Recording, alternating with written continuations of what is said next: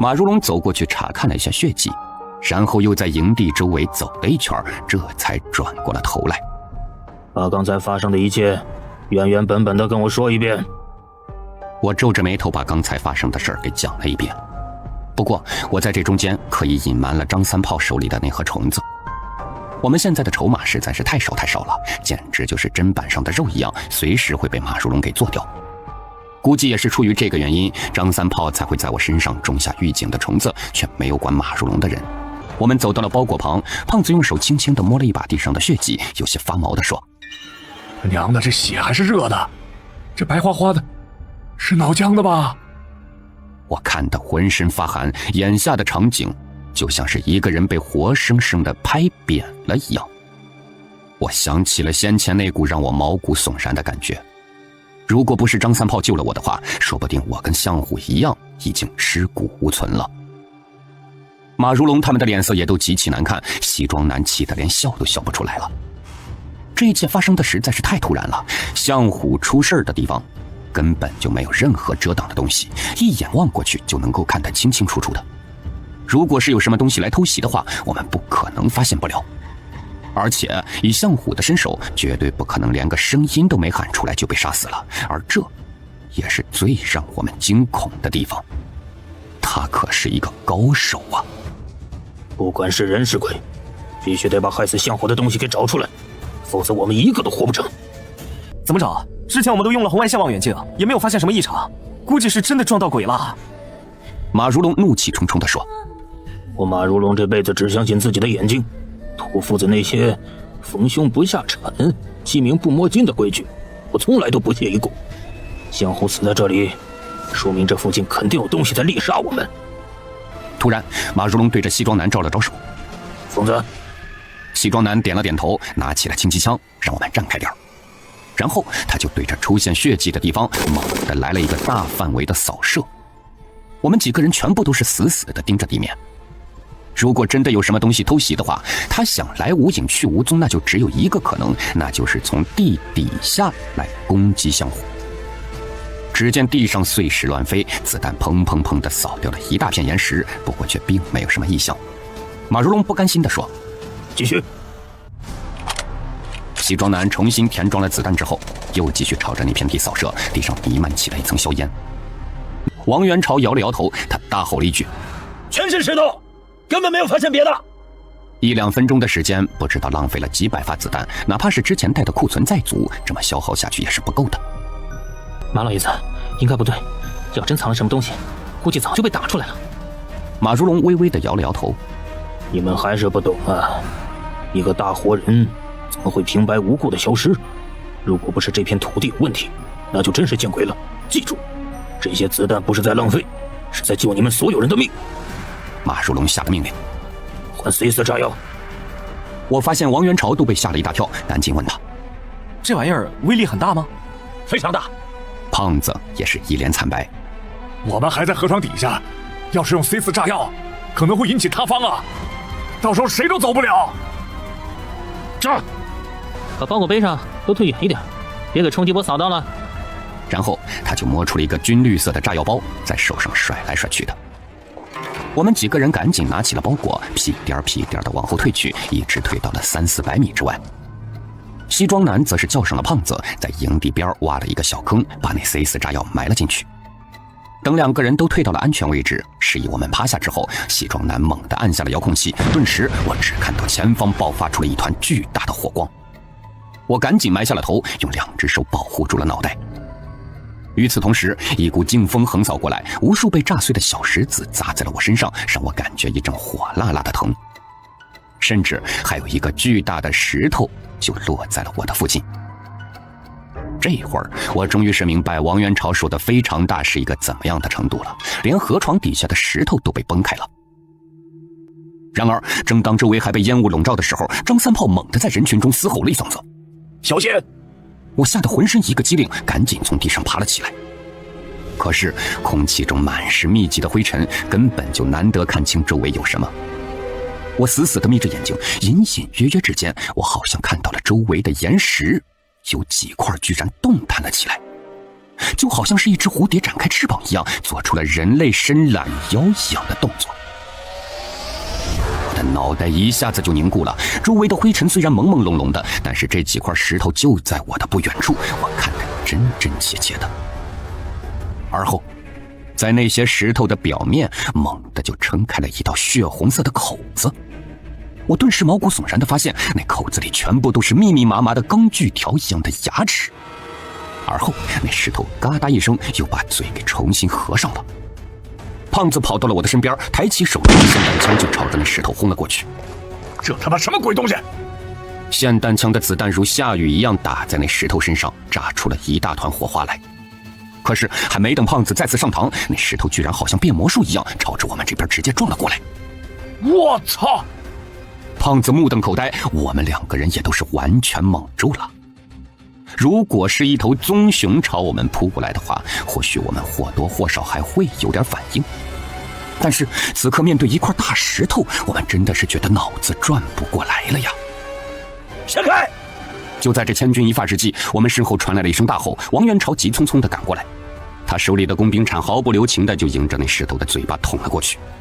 那石头的嘴巴猛地合上，咔嚓一声就将工兵铲给咬断了，就只留下了一小截，还抓在王元朝的手里。在我们目瞪口呆的眼神之中，那块大石头又蜷缩成团，落在了地上，然后就像是一块冰一样，稍稍的融化了一点，而后就完全静止不动了，悄无声息的，就仿佛是没有出现过一样。我现在终于明白为什么连相虎那样的高手都没有丝毫反抗的能力了，这他娘的绝对是大师级的伪装啊，天衣无缝呢！而且这东西张开嘴的速度和它的体型截然相反，连我们正面对抗都反应不过来，更别说是深更半夜的搞偷袭了。娘的，胖爷打死你个怪物！胖子端起了霰弹枪，瞄准那石头又开了一枪。那石头的表面炸开了一些小石子儿，不过却是丝毫不见动弹。而且从掉在地上的小石子来看，这他妈的就是一块石头呀！这时王元朝喊了一声：“让开！”我和胖子赶紧闪到了一边，只见王元朝默默地取下了弹夹，压进了几颗红色弹头的子弹之后，这才对准那块大石头又开了一枪。这次王元朝用的是穿甲弹，在威力最强的穿甲弹之下，那石头总算是被打出了一个窟窿。然后我们就发现这窟窿里冒出了一股白色的烟雾，而且还能听到其中散发出来的滋滋滋的声音。胖子脸色煞白地叫着：“这玩意儿正在消化刚刚吞下去的工兵铲呢！”一阵阵强酸消化的声音让我不寒而栗，那可是工兵铲呐，实打实的钢铁呀，怎么他娘的连钢铁都吃呢？这要是一个人卷到他的嘴里，先是被那恶心的牙齿一顿乱嚼，然后再被强酸消化，估计几分钟就渣子都不剩了吧。也难怪我们先前在河壁上只能够看到一滩滩血迹，却是连一根骨头都没找到。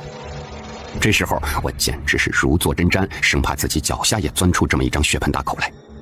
完了，这里居然有食盐了！这时身后的张三炮脸色白得跟纸一样，额头上全部都是黄豆大的汗珠。我也没心思去管张三炮口中的食盐螺到底是什么玩意儿了，因为我发现在队伍的另一边，枪声已经响成一片了。西装男提着2把手枪，笑呵呵地在前面跑，他的身后跟着2个一蹦一蹦的大石头。一扑之后，见没能把西装男卷入口中，马上就又缩成了石头的样子，再次朝着他蹦过去。这大石头的弹跳力十分惊人，轻松一跃就可以蹦出4-5米远。看来我还是小瞧了这家伙了。虽然每天都看到他像疯子一样笑，但他的身手放在盗墓界那也是数一数二的。不好，给疯子逼到死角了！我赶紧对王元朝说：“元朝，你看看能不能帮下他？”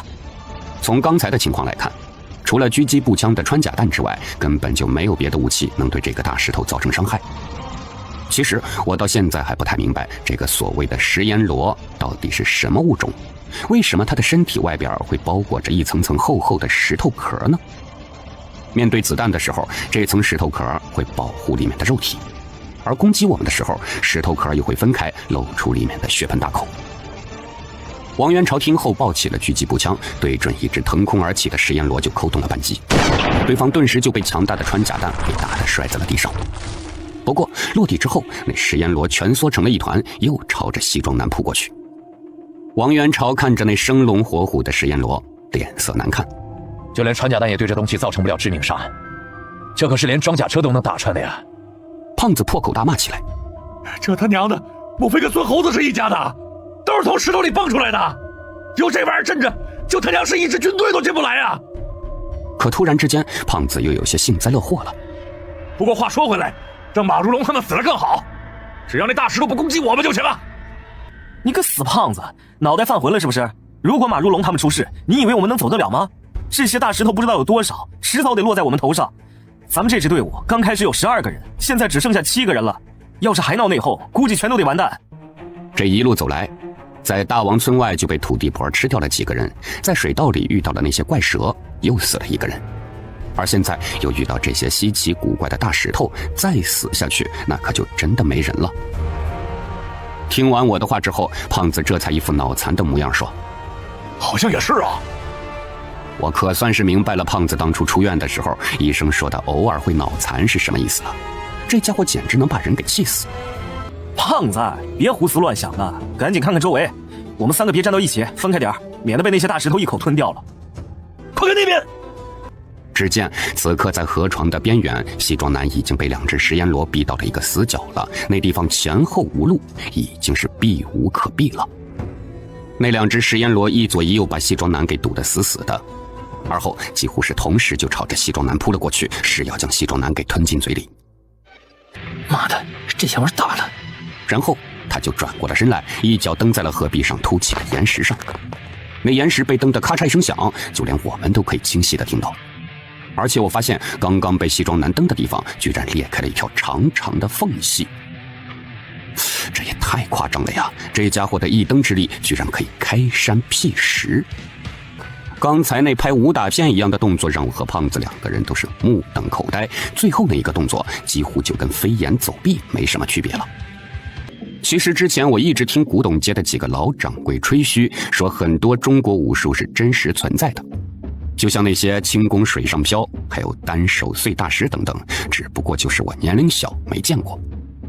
我当时对于他们的说法一直都是嗤之以鼻的，直到今天见到西装男做出这么多不可思议的动作，我这才觉得是自己错了。突然胖子在一旁说了一句：“他娘的，也不知道4姑娘能不能打得过他。”王元朝轻声说：“难说，这个人真的好强，难怪他从头到尾都笑得春光灿烂的。”我现在回想起之前和他的冲突，忍不住背后就冒出了一阵冷汗。这种身手要对付我们的话，那真的是分分钟就把我们给解决了。这时西装男喃喃自语道：“嘴巴不也是弱点？”也不知道他在分析什么，一直就站在那儿思考，只有风把他的领带吹得老高。那2个食盐螺似乎是被惹怒了，攻击丝毫不停。不过他们的视觉似乎不怎么样，在西装男躲到他们身后的时候，他们还傻乎乎的去找不远处的马如龙撒气了。我看到西装男微微的皱了下眉头，也没什么动作。而在马如龙背后之处，那块河壁突然之间一阵扭曲，在我还没有反应过来的时候，那一块河壁已经变成了长满锯齿的嘴巴，然后朝着马如龙吞了下去。我死死地盯着那边，屏住了呼吸，想要看看马如龙到底如何应对。我看得心惊肉跳的，马如龙就这么死了吗？这种叫做食盐螺的怪物真的是超乎我们的想象了。坚硬的外壳，镰刀一样的牙齿，还有肚子里分泌的强酸，只要被它吞下去，瞬间就会被嚼烂消化，根本就别想有什么活路。之前我们在河壁上看到的那一滩滩血迹，也估计就是这么来的。在整个人还没有反应过来的时候，就被食盐螺捏气球一样活生生捏爆，然后吞进肚子里，所以血迹才会喷得那么夸张。胖子神情紧张地问：“老马头，死了吗？”“不在上面。”我看了一眼，差点没把舌头给吞下去。此刻马如龙正站在3、4米高的河壁上，他的手上抓着一条小铁链，而铁链另一端的飞刀已经深深地插在了河壁里。刚才被2只食盐螺包围，甚至还有一只是突然袭击的，马如龙竟然可以在几秒之内放出飞刀，然后飞快脱身。突然马如龙喊了一句：“趴下！”然后他整个人就贴着河壁快速狂奔起来。说是狂奔，其实是手脚并用。小心，刚才马如龙扔了手榴弹。我还在目瞪口呆地看着马如龙在河壁上行走，一下子没反应过来，就被冲过来的王元朝狠狠地摁倒在了地上。而几乎是与此同时，我感觉到了一股热浪从我脑袋顶飞了过去，然后就有无数的小石子落在了我身上。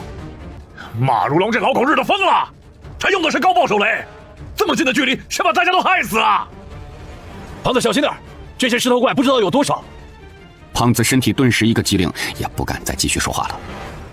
之前我们都已经见识到了这种东西的恐怖，偷袭的时候完全是没有一点声息的，一个不小心就会变成一滩脓血。而此刻，在我们面前躺着2个食焰罗的尸体，说是尸体，其实就跟炸烂的石头没什么区别。你们俩过去看看。胖子下意识地回他：靠，我才不去！虽然那2个食焰罗此刻跟死狗一样的躺着，但谁知道他们是不是装死呢？胖子，我们1前1后，要是出了什么事，你就马上把我拉回来。我这会儿哪还敢拒绝西装男的话呢？反倒是不如大大方方的走过去得了。我小心翼翼地走了过去，来到了一只食焰罗的尸体前。我伸出脚踩了一下地上的石头，不过脚底传来的触感却是让我顿时一愣，那感觉就好像踩在一团橡皮泥上似的。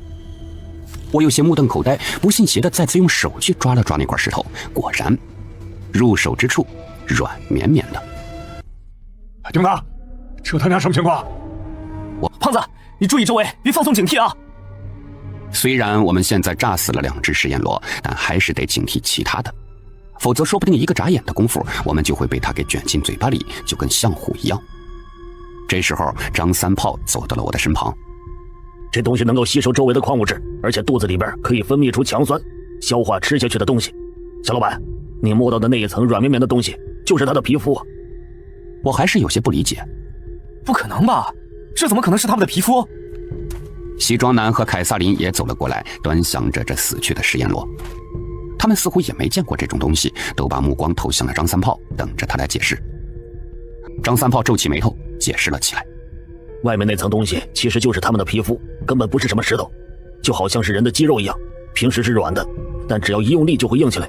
这也是食焰罗可以抵挡子弹的原因。这种东西有什么来头？有没有对付的方法？张三炮苦笑着说：这东西之所以叫做食焰罗，那顾名思义，就是他在土夫子的眼里比阴曹地府的阎罗王还要可怕。凡是见过他的人基本上都活不成了，就跟像虎一样。如果不是马老爷子瞅准了时机，丢了一枚手榴弹，恐怕我们这儿全部都要交代了。突然马如龙问他：你为什么知道这些？我也是有些疑惑，连马如龙这种盗墓界的老油条都对食焰罗完全不了解，为什么张三炮对于他的来历却是知道的一清二楚的呢？然而张三炮却是说出了一句让我们震惊的话来：因为我知道他是怎么来的。从头到尾具体说说。马如龙脸上看不出是什么表情，似乎是见到我们表情不对，张三炮也没有吊胃口，而是直接说了起来。大概10多年前，那个时候我还没有出师，随几个师兄弟一起天天跟着师傅练手。然后我们在郑州的姚家镇一带看到了一座年代久远的古墓。下完洛阳铲之后，我们发现这座墓的规模十分宏大，那是一座战国墓冢，只不过当时正好严打，全国呢都在抓盗墓贼，一旦发现你翻土被抓到，那肯定是要枪毙的。我们师兄弟行动十分谨慎，光是偷偷挖盗洞，固定这个金斗就花费了将近半年的时间。光挖盗洞就半年？我倒吸了一口凉气，这也真是够拼的。当时姚家镇的政府就在那座古墓的旁边，一天到晚都有巡逻的警察，用半年的时间打出一条盗洞的速度已经是很快了。而后我们就把盗洞打到了墓穴里，卸掉了青砖之后就进去了，连我在内一共是7个人。胖子忍不住插嘴问：在墓里遇到了食焰罗？这个金斗师傅非常看重，是准备要挖出来养老的，所以呢也没有通知其他的老杆子，只带了我们一群徒弟。进去之后我们才发现自己进了地狱。我们一路排除机关陷阱，却是恐怖的发现不断的有人消失。当时师傅已经猜出了周围是不是有类似于变色龙一样的怪物存在，不过我们的装备实在是太差了，只有砍刀和匕首，根本就破不了那个局。我点了点头。如果这一次不是有 C4 炸药和手榴弹的话，我真不知道该怎么对付这些大石头。最终师傅带我们进了主墓室，发现了一个可怕的地方。赶紧说呀！我发现了一个类似实验室的地方，各种用药水浸泡着的尸体乱七八糟的，有几具尸体还是缝在一起的，就像是蜈蚣一样。大大小小的水缸里面泡着男人、女人、小孩的脑袋，甚至还有一团正在抽搐的肉。哎呀，我那个时候差点没给吓尿了。古代也有这么疯狂的科学家吗？我的心脏猛地一跳。